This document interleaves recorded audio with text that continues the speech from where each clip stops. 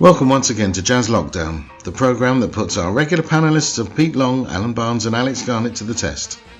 You're invited to donate as little as £1 towards each show, which will be equally divided between the contributors, with 50% of the total amount going towards Macmillan Cancer Support by following the PayPal link below.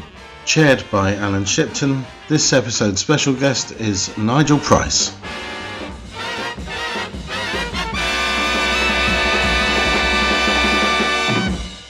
Hello everybody, welcome to what is in fact the 17th edition of Jazz Lockdown. So I'm very pleased to say that today we have a special guest. We have Nigel Price with us. Hey! It's wonderful And to of be here. course, regular panellists, we have Alan Barnes, Hello. we have Alex Garnett, Hello out there. and we have Pete Long. Hola. And to get us in the mood, we're going to start with the introductory round. So, Nigel, just so you get the feeling of how it all works, everybody else is going to have a couple of questions and then there'll be two for you and then we'll be away. So, Okay. Alex, we're going to start with you today. I think this is the first. So, which vibraphone player led the quintet with whom Ronnie Scott made some of his first records in 1946, including the memorably titled Scrubber Time? Ooh. Was it Victor Feldman? No. Anybody else know this vibes player? Lenny Best? No, it was Jack Parnell. Was it really? Yeah. Oh. And Let's see. multi-instrumentalised. Let's see about this one. So, Alex, do you know who played keyboards in the Morrissey Mullen Band and later was the pianist for Ronnie Scott's quintet? It wasn't John Christensen, was it? It was. Aha. Well That's done. the only one I knew. So now, Pete, here's another of these little bits of Ellingtonia trivia for you. So when Harry Carney was taken ill for the first 3 months of 1968, Russell Procope played baritone for the Ellington Band. But who took Procope's place on clarinet and alto? Was it, it's the tenor player who played with Dizzy Gillespie on The Champ, isn't it? It's, I can't remember his bloody name. And there's the Three Tenors album with Ben Webster and Coleman Hawkins and The Fella. And I can't, is it him? No, it isn't actually. Is it Bill Graham? No, it's one of your famous answers. It's Benny Carter. Oh, Anyway, now I'm sure you'll know this one. Why was February the 17th, 1965 a red letter day in Croydon? 3 weeks before I was born, they're putting out the bunting and frolling. There was another reason. Did Ellington play the Fairfield? Exactly. Well done. In honour of my Yes, a repentant rival. rival. So, Alan, Yeah. which American saxophonist was a military policeman in London in 1945 and used to sit in with the 11-year-old Victor Feldman at 100 Oxford Street? That was Art Pepper. He was throwing off shotgun outside the Bank of England, I believe. And doing a good run in sending illicit goods to Paris using the military police helicopters to get things to and fro. I knew there was a cover. It's good to know. Which clarinetist did Art meet at that time in London, whom he said showed more promise than any of the other reed players he met in Britain? Clarinet player. So that was during the war. So And he was very young. clarinet player. A British clarinet player. Yep. Very young. He was quite well known as a garbage man. Oh, so he was in John Dankworth. John Dankworth, well done. Freddie What's It's Garbage Collectors, was Freddie it? Murfield's That's it. garbage man. Nigel, which guitarist whose birth name was Leslie originally worked as a welder and then for a milk company while he taught himself the guitar? That sounds like Wes Montgomery. It was Wes Montgomery. And which guitarist of Sicilian descent started out working with Joe Charles Pass. Barnett? Sorry? Joe Pass. Yeah, Joe Pass. Well done. Gosh, didn't even get to the question saying that he came to national fame with the Sign-On band. Yes. Sign-On. Right, we're now... Brilliant. Well, that's a good first round. We're moving on to the old and new round now. So we're going to start with Alan. Which American pianist and entrepreneur played piano for Benny Carter for a week at Ronnie Scott's in the 1960s? American entrepreneur. I'm thinking it must be George Wein. It was. Yeah. Well done. And when you were at Ronnie's in Birmingham with Kenny Baker's Dozen for the Boss Is Back recording, which member of the Reed section doubled on flute? Well, mercifully, it wasn't me. I had a feeling it wasn't. Let's see. Roy Willicks. It was Roy Willicks. Well done. Nigel, in 1993, George Shearing put together a quintet mainly drawn from these islands to make an album that was partly arranged by Robert Farnan. Along with Canadian bassist Neil Swainson, George, Alan Ganley and Frank Ricotti, who was the guitarist? Louis Stewart. Yeah, well done. Now, we all know that Charlie Christian was a pioneer of electric guitar, but for half a point each, who were two other guitarists who recorded on the instrument just before him, one with Basie and one with Andy Kerr? Dewey Buzz. Go. Go for it. I don't know. I'm going to take a guess at Eddie Lang. No. Eddie is right, but the other name isn't. Oh, I know. You're going to help out then, Alan. I know, but I can't remember his bloody name. He's a pioneer of the electric, isn't he? He is, but he's also an arranger for the International Sweethearts of Rhythm and an arranger and co-writer of tunes with Basie, and he wasn't normally a guitarist. Durham. Eddie Durham. Yeah, well done, Pete. Well, the other one has one of the best names in jazz, and he was the... Sorry? Is it Floyd someone? The other guitarist? I think you might find it was. Do you know his nickname? No, I only know Floyd's Guitar Blues. Yeah, that's the man. Right. Floyd Wonderful Smith. So, well done, Pete. I think you get a quarter of a point for Floyd. Pete, which New York-based reed player is best known for his mainstream and vintage jazz tenor and C melody playing, but he's also played contrabass saxophone for the New York City Opera, alto clarinet for Paquito de Rivera's quintet, and is a regular member of the Maria Schneider Orchestra? Scott Robinson. Yep, well done. Which New York-based baritone saxophonist currently has a trio with Ray Drummond and Kenny Washington, but has also worked here in the UK with the Nigel Price organ trio? That'd be Ronnie Cuba. Nope. So Ronnie was with him in an all baritone front line at Ronnie's, but Gary Mullion. Yeah, Gary Mullion. Well done. Alex, on an album we've talked about before, Jimmy Skidmore's Skid Marks, the reed players. What's that again? Just a moment for Jim, I think. Let me get myself together. Jimmy Skidmore, Ronnie Ross, and your dad. But one other member of the band might also have joined them in the reed section. Who was that? Oh, that wasn't on the record. No, he is on the record, but not playing reeds. Oh my God. Do you know what? I've got the blooming thing, and I don't know. Anybody else know? Is it Alan Skidmore? No. Alan is Yes. right, not Skidmore. What was the question? Alan Jackson? No. Alan It's, Branscombe. Alan Branscombe. Well done, Pete. Oh, He was, Alan Branscombe, obviously great alto player, but he was playing piano on that session. was it? Oh my gosh. Yeah. So, Alex, which jazz educator came to London for the first time in 1962 to join Harold McNair's quintet on trumpet? Oh my God. He had quite a lot to do with you at one point. Oh, did he? Jazz educator? On trumpet? Yeah. Oh. Think of those fusion days. Not Ian Carr. It was Ian Carr. Really? Yeah. Oh. Had to join Harold McNair. With Harold McNair, I never knew that he's a dark horse. He was only playing things in 7/4, I think, by the time I got to him. You like that? Right. Well, now we've reached the point which is Nigel's personal round. Oh, God. So this is the bit where you get a little run of questions all just for you. Right. Currently, Mr. Spillett is leading the field here with something like 11 out of 10. But we'll see how you do on this. You get 10 questions. Just see how you do. So who needed a bit of help from you and Lawrence Cottle to keep him singing? Van Morrison. Yep. Yeah, that's on his 2016 Yes. album, which is Keep Me Singing, with Out in the Cold Again, Memory Lane and Too Late, I think, with the three Yes. tracks that you guys Yes. are on. Yeah, I've got a lot to say about that actually, but maybe not today. But that's fine. Which soul jazz sextet could do with a wash? The Filthy Six, Yep. and that's just their minds.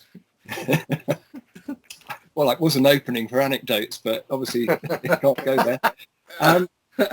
The Tricketism finger-busting CD with you, Craig Milverton and Sandy Sushadolski pays tribute to Ray Brown, Herb Ellis and Oscar Peterson. But which other Oscar is it paying tribute to?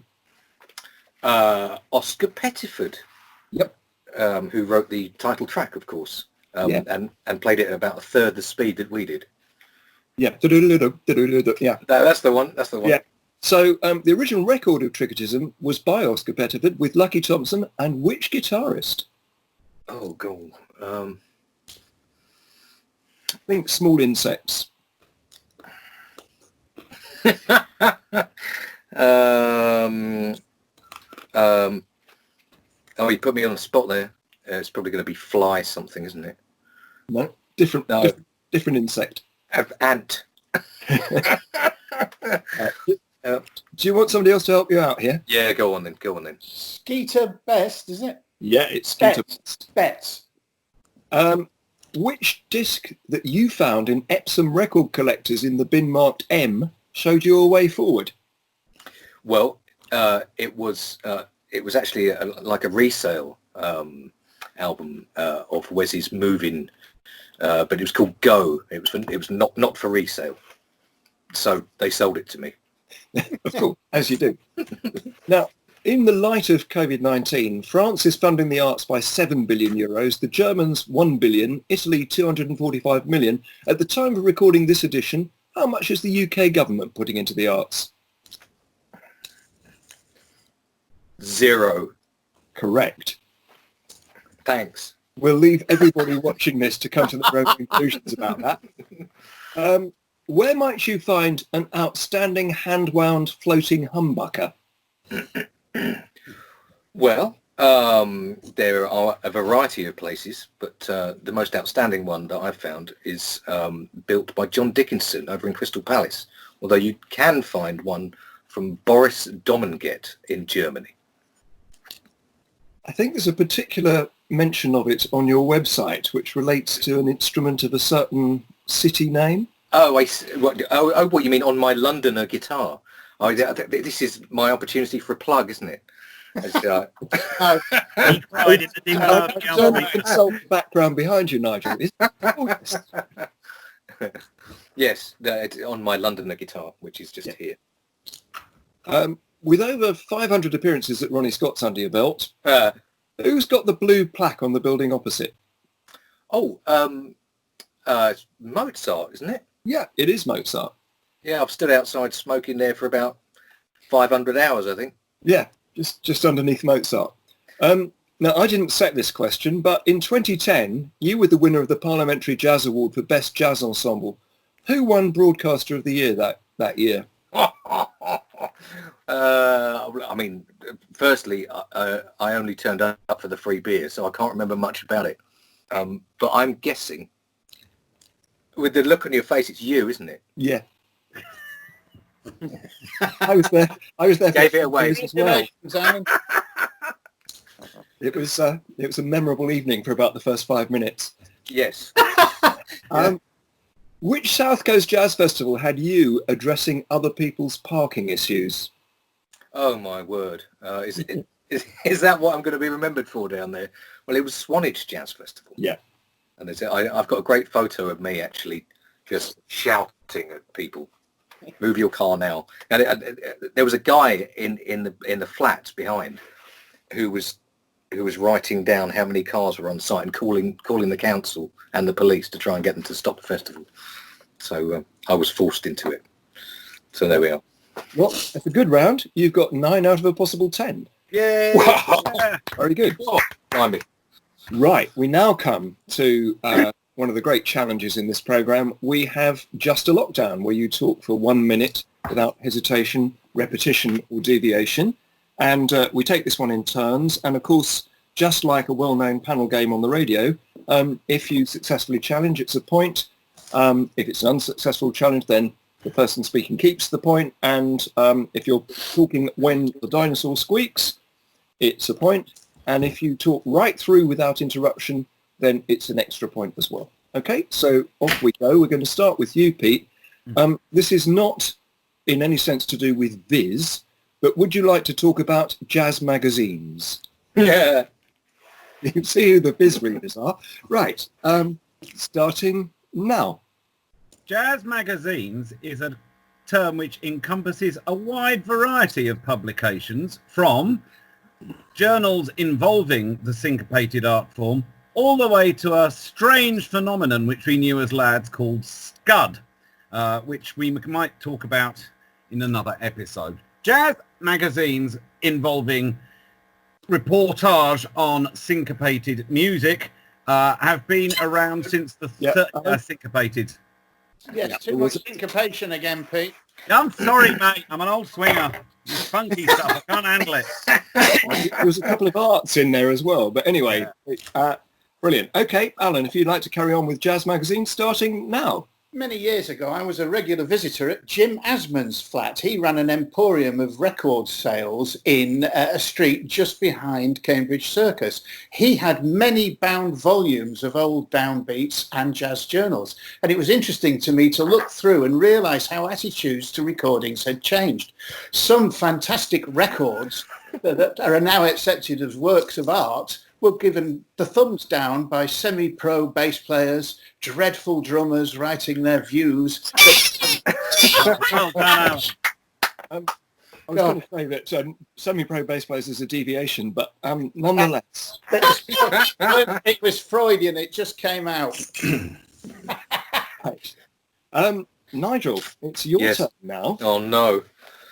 So would you like to talk, without hesitation, deviation, or the other thing, on the subject of repetition, driving back after the gig? So starting in 1 second, starting now. Driving back from the gig is a far different experience from the journey one makes to a gig. It is usually... Oh, did someone... You get a point for an unsuccessful squeak from Mr. Long. If you'd like, my career. Be careful with my bell. if you'd like to carry on, Nigel, starting now. It usually takes roughly a third of the time to get home. Oh, that was a successful squeak. Yeah, sorry. He repeated his thirds, but he's a guitar player. It's all over the instrument. Yeah. Okay, Pete, if you'd like to carry on now. Thanks. Driving home from a gig is always encapsulated for me by the radiophonic death knell that is the World Service coming on air at about 1 a.m. As soon as you hear the announcer saying it's 3 in Accra and 5 to 7 in Earps Am Gurgle, you know that you're out much too late for somebody who should just be working for a living for a wage. Instead of that, we're driving all night up to our eyeballs in Ginster's pasties and listening to the same unrewarding cassette that a punter may have given us at the gig of Ibit Mosley and the Thrumpners. I think there was a little squeak there. It was. Yeah. What could that possibly be, Alan? Right. Yeah. Yes, it was hesitation. I was running out of steam. So if you'd like to just drive back after the gig for another 3 seconds, Alan, starting now. Bugger. Driving Don Weller back from the gig was always a great experience. Maybe we should stop there. Right, Alex, it's your turn now. And this is something that any of us who've done gigs will sympathise with. The subject is leaving something vital behind. So if you'd like to talk about leaving something vital behind, starting now. I was unfortunate at one stage, or many more, in my very unsuccessful career as a band man, leaving gigs, unfortunately, once having done a very professional gig, to find... I think we both... And it was gigs and gig, though, wasn't it? Yes, there was a gigs and gigs. So yeah, I was going to say incoherence, actually. Right, well, Pete will pick up the topic and Alan will get half a point. I've got what the topic is now. What are we on? We're leaving behind. something vital behind. Ah, yes. Okay. Are you ready? Starting now, Pete. In an earlier episode of this illustrious series, I was asked what the Dizzy Gillespie Orchestra had left behind for a gig they were doing in Northern Europe in 1947. The item concerned was, in fact, the band's entire... A little squeak, Mr. Barnes, Well, there. I thought it was a hesitation, but maybe it was just latency. I thought it was a supernaturally lengthy breath. I know, where do you want to go, Chair?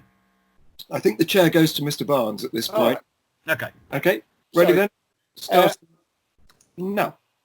I was once doing a gig at the Red Lion with Trevor Tompkins. When I got there and unpacked my alto saxophone, I found that the crook I'd been cleaning out assiduously that afternoon wasn't in there. Fortunately, I managed to get in the car, nip round to John Barnes's house where I borrowed... You can tell us more about the crook if you wish. Oh, well. I actually was so desperate, I gaffer taped a mouthpiece into the top of the alto without the crook and tried to see what key it was in. It just sounded so oriental and dreadful. I was going to say it's a Roland, Oriental and dreadful. a Roland Kirk impression by the sound of it. Right. Alan, it's your turn now. And this is a subject which I'm sure all of us, especially perhaps a well-known sextet, which Nigel alluded to, might think about. The subject is jazz musicians' other hobbies. So if you'd like to talk about that, starting now. Lots of jazz musicians have other hobbies. The nearest one to me now is Mr. Pete Long, who's a brilliant modeller. I don't mean he appears in magazines with his shirt off. I mean, mean, repetition of mean. All right. Repetition of Thanks, me. Pete. You, Never fire yourself from a gig, Alan. Pete, you didn't challenge. Would you like to say what you didn't challenge? Repetition of mean. Right. Thank you. Pete, if you'd like to pick up on the subject of jazz musicians' other hobbies, starting now. I think it is crucial for a jazz musician to have a hobby because the process of learning the idiom is so extensive, detailed and demanding that the brain needs a little bit of relaxation in a totally different field in order to remain sane. During this lockdown, for example, I have cherished the fact that at the end of the day, when I've done my practice and I've cooked my food and I've thought about music for the whole of the day and the lack of the ability to play it professionally for different reasons this time, I can retire to my garage where I'm surrounded by a panoply of Airfix unbuilt kits and I can make the Air Force of my dreams to my heart's content for hour upon 60-minute unit as the evening goes on. That was excellent, considering that you had 7 Ives. I think that's really very... Yeah, but no, I'm playing the short pronoun indemnity clause. I think you're allowed up to 7. Yeah, something like that. Anyway, it was a good go. Right, that takes us to the beginning of the round called Spot the Intro. Oh, God. Yeah, sounds great fun, doesn't it? Right, just going to move the dinosaur out of the way of the speaker, and we'll see how we go. So, Alan, it will start with you today. So I'm going to give you 14 seconds of this. It's a 12 bar, so it's not going to be that exciting to work out who it is. But if you can think who it might be, it could be an interesting one. So here you go, starting now.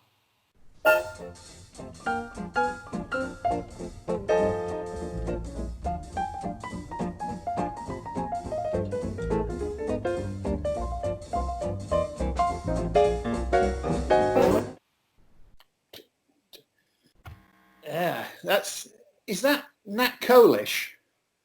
No. I meant Nat Cole, in the style of Nat Cole. It's in the style of Nat Cole, or possibly somebody that's sounding like a rather fulsome bassy. Yeah, fulsome bassy. Not Nat Pierce, is it? No, it's this country. Oh. I know who it is. It's George Shearing. No, it's Wales's biggest jazz export. Dill. Dill Jones, not Pickle. I'll give you half a point for Dill. Thank you. Still Jones with the Jazz Today unit, and then it becomes very Basie-ish. It's Kenny Baker's band in 1946. Ah. Oh, you can just hear the next little bit.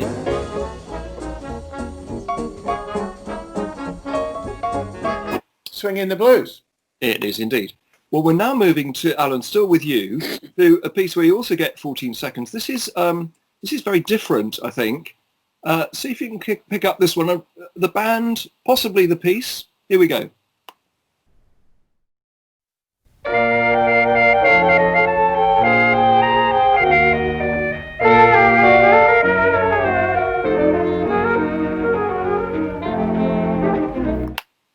Oh God, I know that. I thought you might. Yeah. It's not Bix, is it? No, Is it that period? it's a little bit later. Right. Bix was slightly pushing up the daisies by this time. Oh dear. Yeah. Oh God, that is so familiar. I've heard that a load of times. It was recreated actually in Holland by Robert Vane and Men at Arms. Ah. Oh, it doesn't help though. Was it? It's not a Roy Eldridge track, is it? No, it's somebody who could have been taken for Roy Eldridge. Oh, Already. Not Buck Clayton. No. No, No. no, it's the John Kirby Band, Oh. and it's Drinks to Me Only with Thine Eyes, and it goes on like this. And that's why you know it, because we've all listened to the John Kirby stuff. I've played that chart actually. Yeah. Yeah, well, I had a feeling you might even have done it when Menno was over here working with Pete Long doing some of that stuff. I don't think Pete Long. No. The other chap, Richard, is his name. I see, yeah. Right, Pete, your go now. This is, it'd be interesting to know if you can name the band, possibly the piece. You might just know it. Let's see.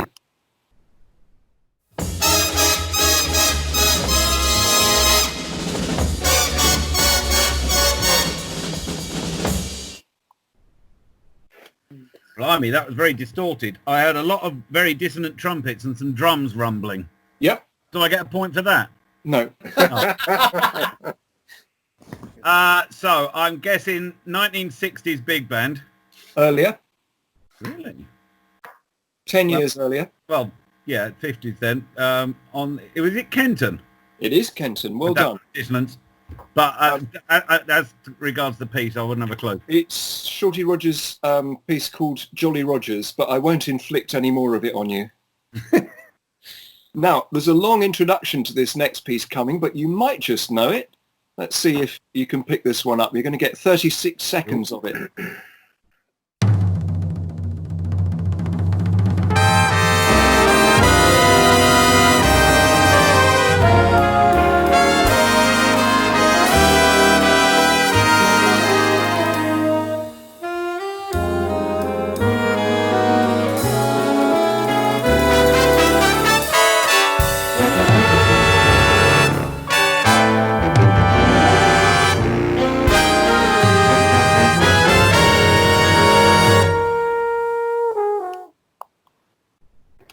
Oh, I know that. The clue might have been in the last few notes. I've got the record as well. I know that. Because it's not that it's not. So may the last few notes again. Well, I'll play you the next few. You'll probably pick it up from that. No, it's right on the tip of my tongue. I can't. Anybody else recognise the band? Is it Herbie Green? No. Is it? It's not Ashley Alexander, is it? One of those bands? No, it's Callum Owl. It's September Rain from... That's what I know. I played the bloody chart. It's got Autumn in New York as a little cheeky intro though. Yeah. Very naughty. Very naughty. Well, that's why I thought it was quite a good question. He arranged that when he was 17. Crikey. Yeah. Wow. These people don't He's have getting the hang of it then. Yeah. Right. It goes on forever, that chart as well. It's got the kitchen sink in it. It's a brilliant 17-year-old, but it does everything a chart can do, you know. Did that have a tubax in it, or did my speaker cones go? I think it's probably just my speaker's too close to the incy-wincy microphone in this computer. Right. Let's see if Alex can get this one. So there's a very, very famous musician about to come in at the end of the bit that we're just going to hear. So you're going to get about 18 seconds of this, starting now.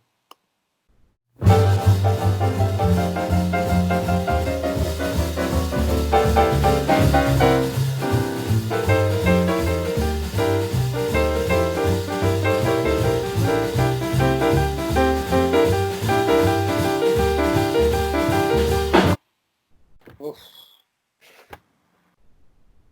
I think Pete knows the record.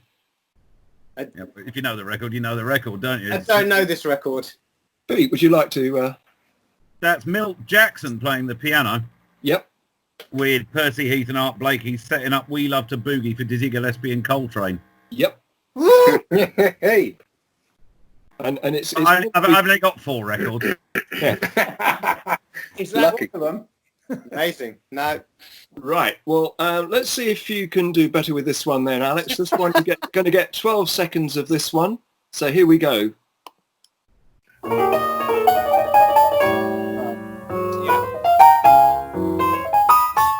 I hope it's not a trick. It's Trinkle Tinkle, Thelonious Monk. Yep. And do you want to know who the saxophone player is going to be? Yeah. Oh, is it? It's got to be John Coltrane. It is. I was nearly going to say it's not the Griffin one. No, he didn't play Trinkle Tinkle on that. No. Great. Right. We're moving to Nigel's pair now. So, Nigel, let's see how you do on this one. You're going to get about 9 seconds of introduction starting now.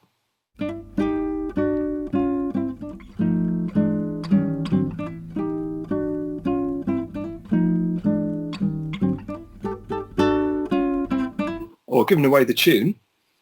I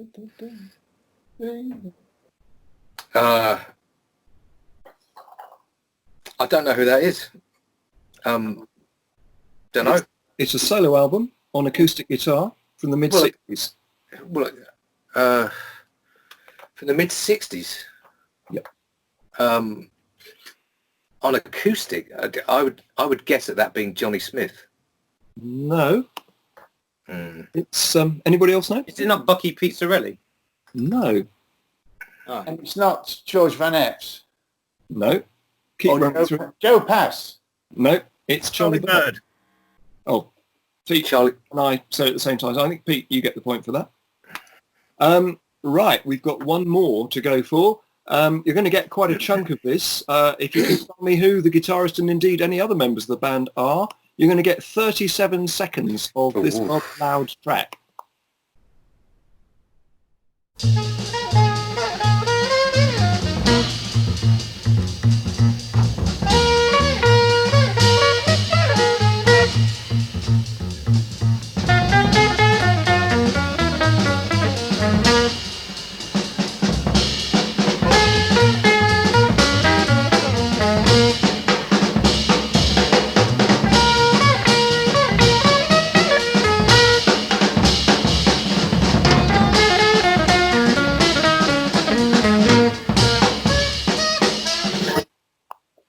Blimey. Oh, that's hard. The clue might be in the drummer who died not that long ago. I was going to sound that sounded like Mickey Roker, but He's very flattered. I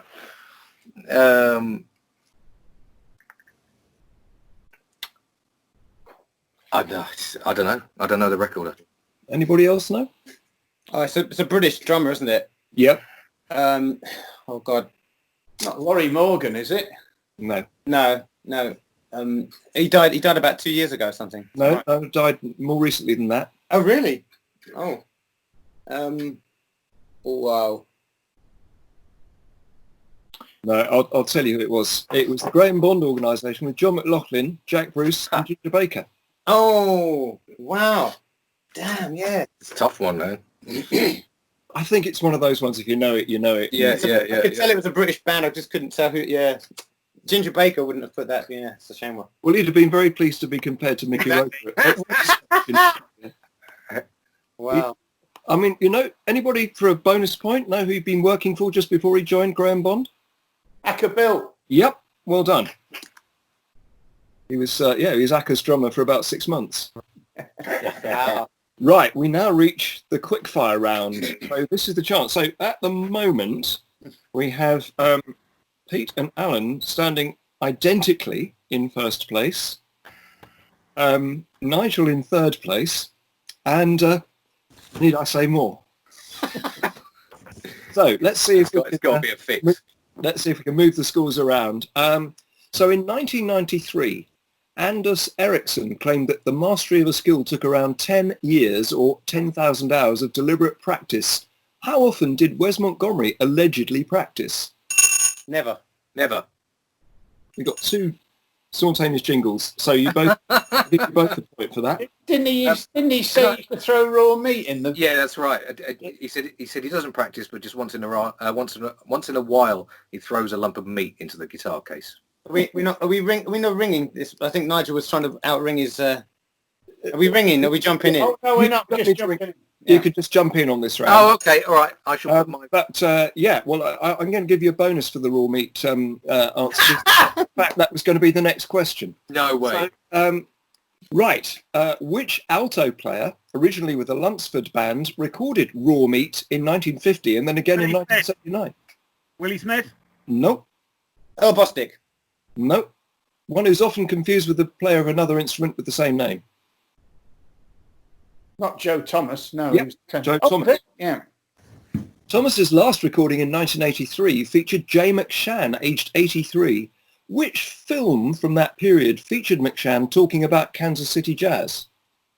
That's the Blue Devils. I think that's an equal Alan Pete point. The name Blue Devils was taken from a touring band featuring Lester Young and Buster Smith, amongst others, including which pianist who in 1935 started his own band from the previous members of the Blue Devils? William Basie. Yep, Count Basie.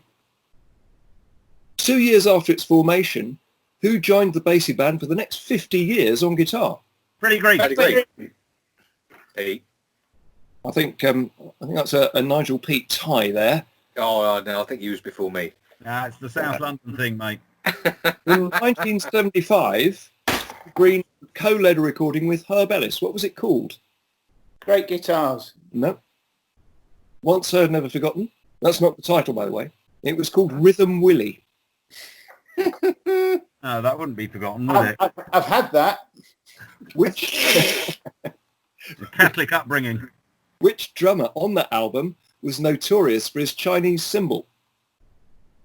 Oh, No. Shelley Mann. No. no. Dave Tuff. No. He was somebody whom Betty Grable picked up to take him for his gig with Harry James. Oh, I know. Jake Hanna. Yeah, Jake Hanna. Well done. That cymbal he had used to be Dave Tuff's. Well, it almost would have been right if you said Dave. I'm not just saying that. I'm not looking for bonus points here. No, I mean, otherwise I'd get one for saying I used to have Ray Baduke cymbals under my stairs, but that's just the way it goes. It's true. Choosing the songs and musicians for her first Concord album, Everything's Coming Up Rosie, Jake was instrumental in which vocalist's comeback in 1977? Rosemary Clooney. Yep. In 1956, Clooney hosted her TV show. Who was the orchestra leader who accompanied her on that television programme? I think it was Billy Strayhorn. No. Somebody who's been a subject of a rhyming slang question in this programme before. Not Lionel Hampton. No. He's on that subject again. Slide Hampton. No. No. Oh, lockdown's getting to... No. It was Nelson Riddle. Oh, right. Yeah. Oliver Nelson arranged the music for the American version of which British movie soundtrack in 1966? Alfie. Yep. Allegedly written by Sonny Rollins when he was locked into the basement at Ronnie's. Apparently. Yes. Yeah. Well, he tells me that on that BBC podcast, so it must be true. Right. The original soundtrack recorded in London had which notorious drummer in the band? Phil Seaman. Yeah. I think Alex just got in quickly with that one. In 1958, Phil was reputedly headhunted for the West End production of which Broadway play? West Side Story. Yep. And having woken up suddenly in the middle of that show, he hit the gong and shouted what? Did research. I think that's a point all round for that one. Not a raise. The phrase dinner jazz first emanated from a radio show on which station? Jazz FM. Yeah. Yeah. Jazz FM now broadcasts on digital radio from the UK. And which other country? Holland. No. It's a good place to go and buy. Good place to go and buy your EU passport if you want one. France. Yeah, Pete. Last year's Maltese Jazz Festival headlined with which alto player, formerly a member of the Miles Davis Group?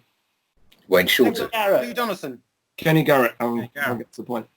In 1977, Garrett featured on which pianist's album Remembering Bud Powell? Chick Corea. Yep.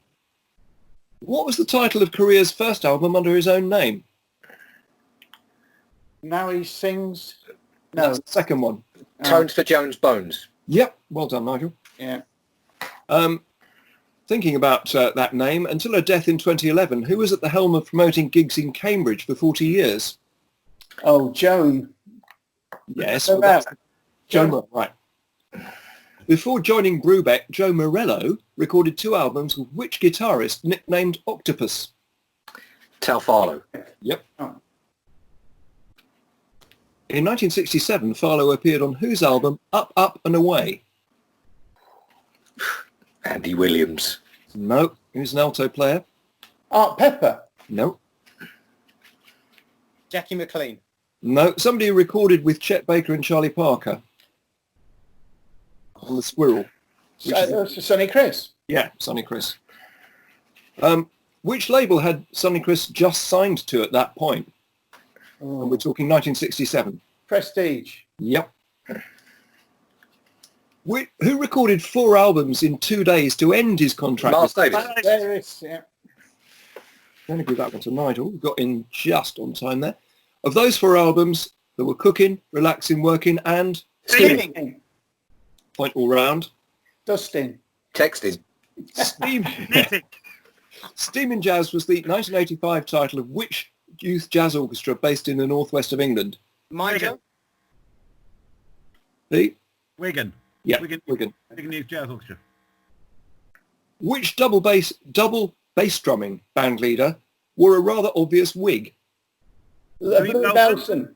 Yeah, Louis Belson. Yeah, do you know, he had the hairiest arms I've ever seen. I used to think perhaps they planted that to his... No, never mind. Belson and fellow Toupee owner Buddy Rich both played a tribute gig at the QEH to Frank King in 1971 with which British drummer? Ronnie Verrill. No. Kenny Clare. Kenny Clare, you're right, Pete. Well, that was a very tense final there. So, Alex, you have redeemed yourself slightly, but you're still, I'm sorry to say, in 4th place. Nigel, you've done great. You've done 10 points. And Pete, very good score there. You have 20 points. Ooh. And Alan has 20 and a half. Oh! Well done, Alan. So fantastic scores all around. Thanks very much to all of you for watching this, for subscribing to the channel, and particularly those who've made a donation, because that all goes to help Macmillan Cancer Relief. So thank you all very much for that. And today, thank you very much to Nigel Price. It's a pleasure. Thanks for having me. I think we should all have more question marks around us in the future. Now on, I'd like to say thanks from the rest of the panel. So that's from Pete Long. Bye-bye. From Alex Garnett. Take care. And from today's half-point winner, Alyn Barnes. Bye-bye. And from me, Alyn Shipton, goodbye.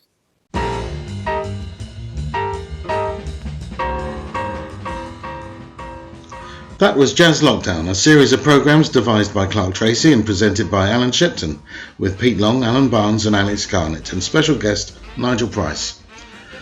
You're invited to donate as little as £1 towards each show, which will be equally divided between the contributors, 50% of which will go towards Macmillan Cancer Support, by following the PayPal link below.